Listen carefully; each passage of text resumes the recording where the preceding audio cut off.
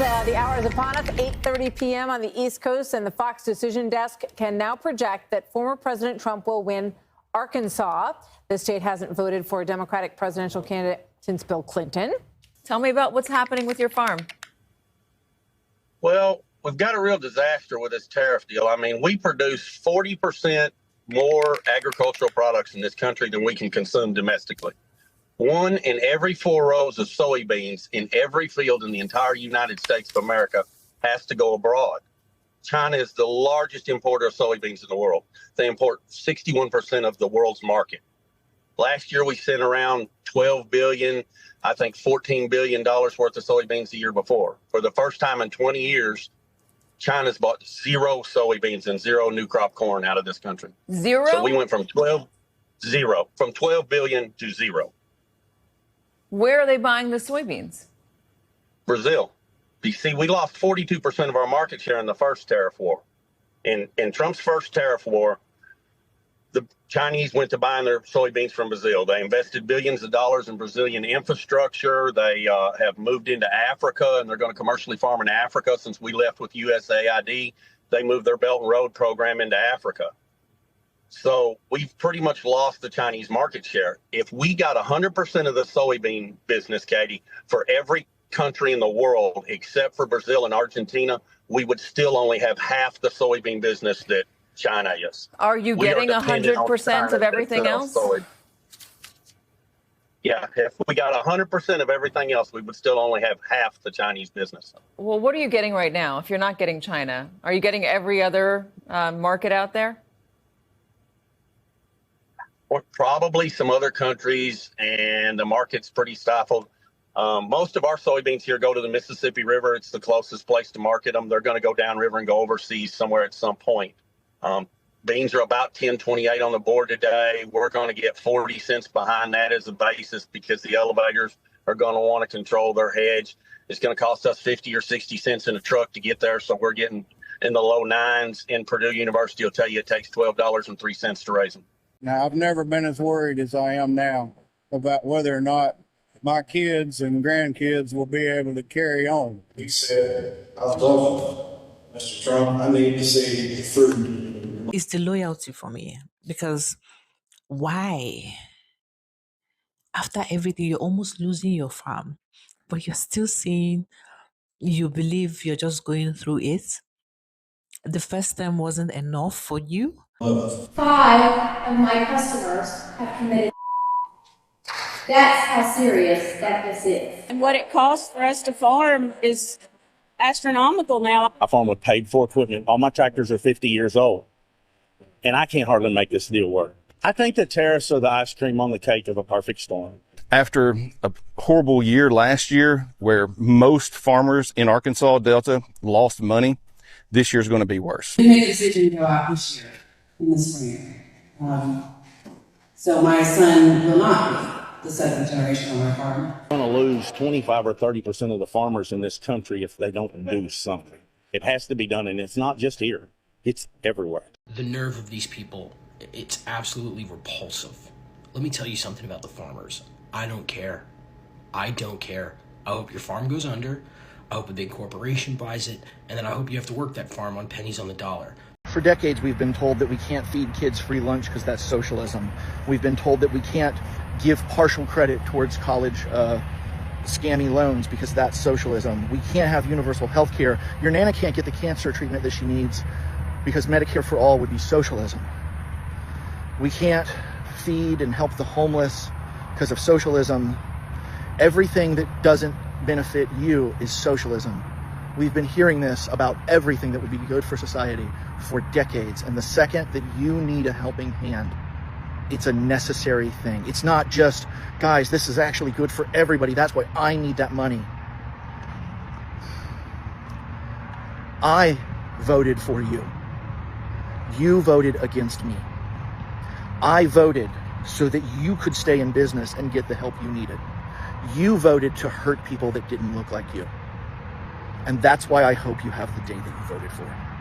And I hope you get everything you voted for that we told you was going to happen.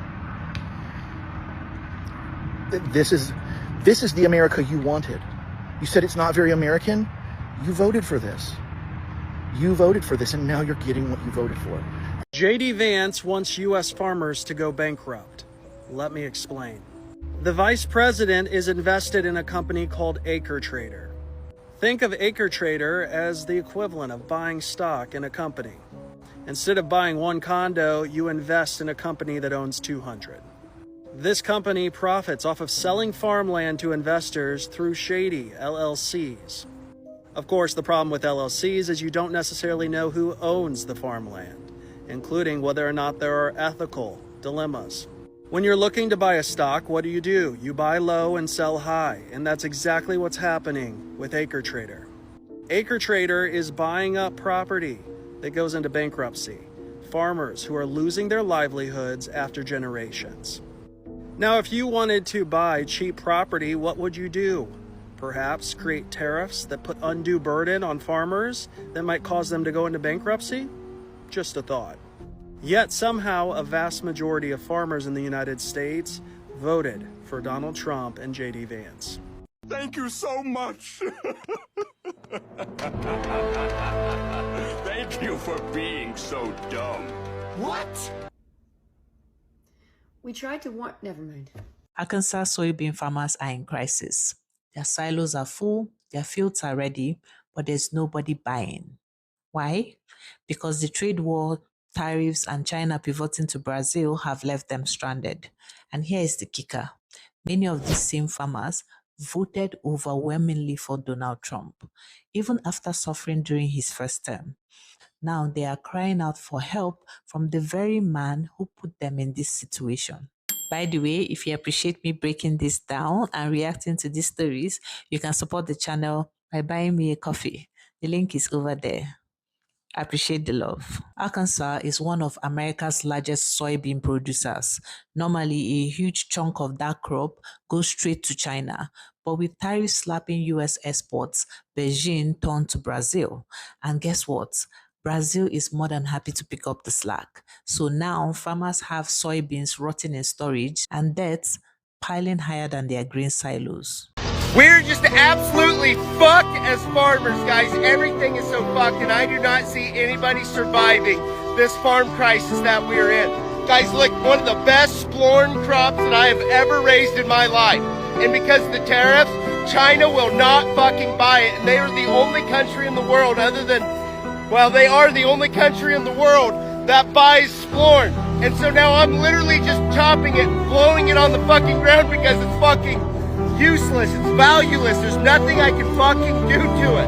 I am going to need government assistance to make it through this fucking crisis until these tariffs end. Look, I've never raised a splorn crop like this, guys. And this is just fucking heartbreaking to me. I don't know how I'm gonna survive. You know, Trump said he fucking loved us farmers, and here I am just blowing my splorn crop all over the ground. Hopefully he works a deal out where Antarctica and Mars will start buying this splorn and save the farmers. I've never in my life faced a time, and I've been farming since 1993 on my own, where the outlook is so bleak financially. In a year where crops have been tested by Mother Nature, the toughest test may lie just ahead for farmers. Harvest begins across Arkansas, but for farmers like Cliff Carter, the challenge will happen after. This is the first time in my life farming that I still have crop in my bins that I can't sell. Despite a good crop this year, Carter says the prices they get for those crops won't cover expenses. He's not alone. Ag America reported in March the agricultural trade could reach a record trade deficit. Carter says the price for crops has dropped drastically. Basically, what we're getting out, a bushel of corn or a bushel of rice, would be like you making $5 an hour and trying to pay your bills at home.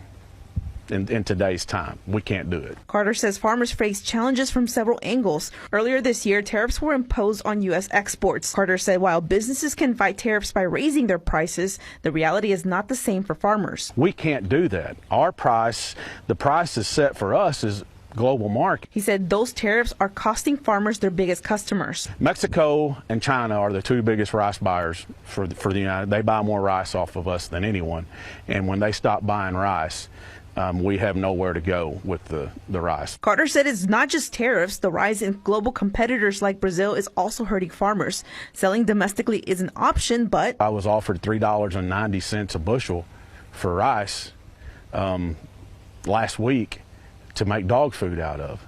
That won't even cover my seed cost hardly. Agriculture is a $20 billion industry in Arkansas. Carter fears that failure for farmers won't just stop with them. It won't be a trickle-down effect. It will be like flushing a toilet if the ag industry collapses. Carter says farmers need help from the government to help bridge the gap between the cost of producing crops and selling them. You can feel the pain in their voices. These aren't faceless statistics. These are families losing land that's been in their names for generations. Here's the irony. Arkansas backed Trump by a landslide, and yet the very policies celebrated as tough on China are the same ones bleeding these farmers dry. It's like cheering for the bulldozer that is flattening your own house. And now farmers are saying, Mr. President, save us. But save them from what? From a problem that started with him? Meanwhile, Brazil is laughing all the way to the bank. Their soybean exports to China have skyrocketed. The US shut out.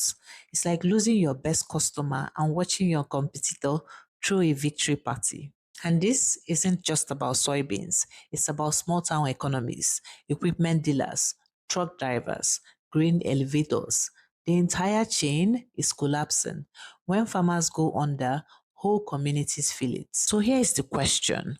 Will Trump throw these farmers another bailout bone, or will Arkansas soybean fields become the graveyard of loyalty?